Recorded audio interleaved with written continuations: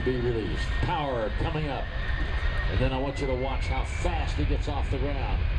Full power, brake release. We're on the roll in the C17, Buildmaster 3. 60 knots there. Already 70, 90 knots. Watch for the nose to lift off the ground right about now. There we go. Look at the impressive power and the climb angle of the C17.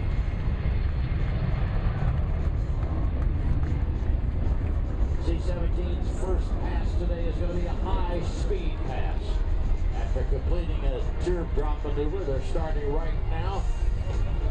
Captain Kind will align the aircraft with the runway. The crew is going to accelerate to about 250 knots. That's close to 300 miles an hour, demonstrating the rapid strategic capability of this airplane. C-17 includes a modern computerized glass cockpit, a heads-up display at both pilot stations. That means that flight data, heading, airspeed, all of that information is projected up on the windscreen. And with C-17 and a high-speed pass from the left, and just listen to the quiet.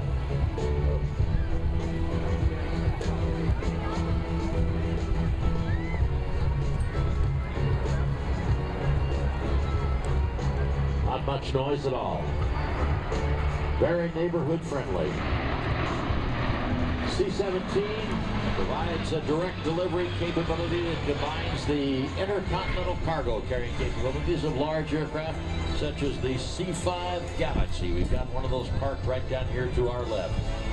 And that also combines it with the short field capability of much smaller aircraft like the C-130 Hercules. It can land routinely at airfields at runways only 3,000 feet long. Now as the aircraft passes, I want you to notice the wing leading edge slats and the large power lift wing flaps. These devices change the shape of the C-17 wing and are the key to its low final approach speed, enabling this aircraft to land and stop in short distances. Look at the leading edge or the front edge of the wings and you will see the leading edge slats, and then off the rear portion of the wing you can see those large power lift flaps extended out. Now as he reaches show center, he's going to add max power to form a go-around maneuver using maximum power to demonstrate its ability to depart an airport where enemy resistance is suspected.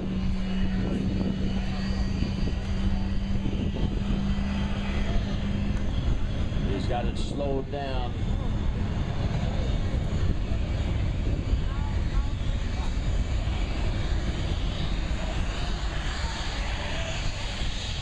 Now you can see those big trailing edge powered flaps and the leading edge slats.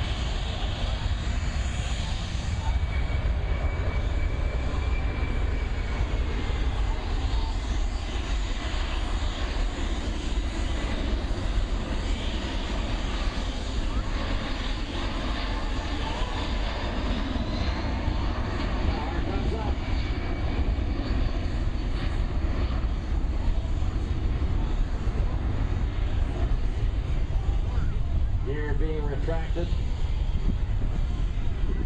C-17.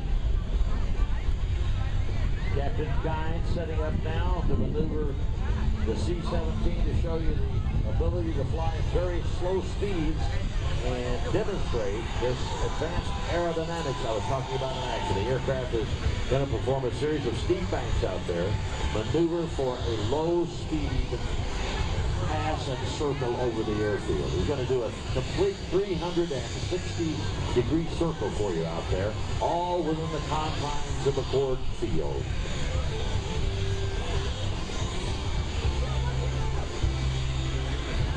In case you're wondering how big this aircraft is, and boy, can it really maneuver with its size. The wingspan, that's from one tip of one wing to the tip of the other, is about the half the length of the football field. The tail is only over 5 stories tall. It actually has a tunnel up there for maintenance people to get up into the tail to take a look and do maintenance up there.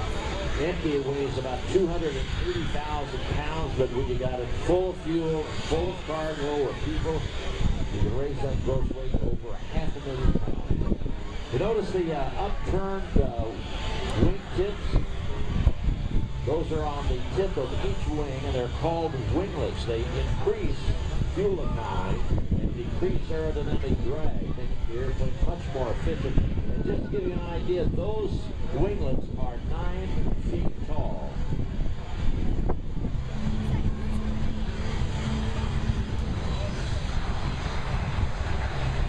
All right, we'll get the show center here and watch for a hard left bank to enter this 360-degree circle.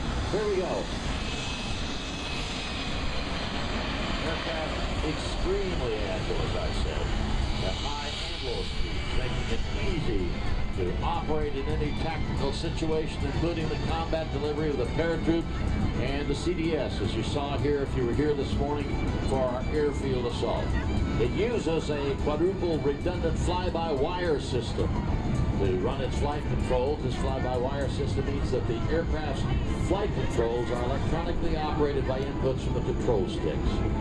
Incidentally, there are 4 separate flight control computers, each of which can manage the entire system, the computer-enabled system. And if that's not enough for you, they even have a mechanical backup system on the C17.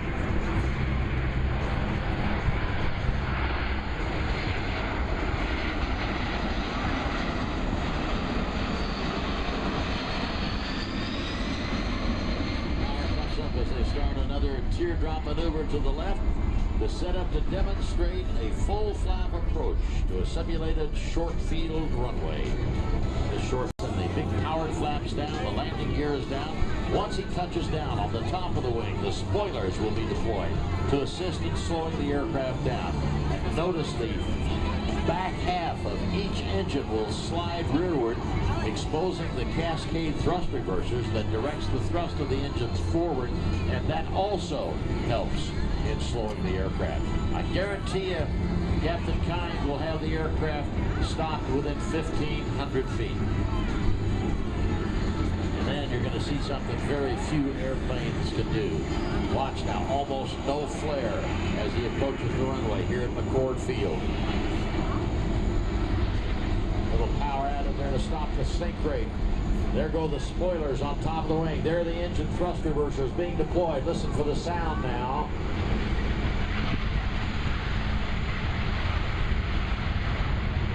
You can see the thrust being directed forward. Now watch this.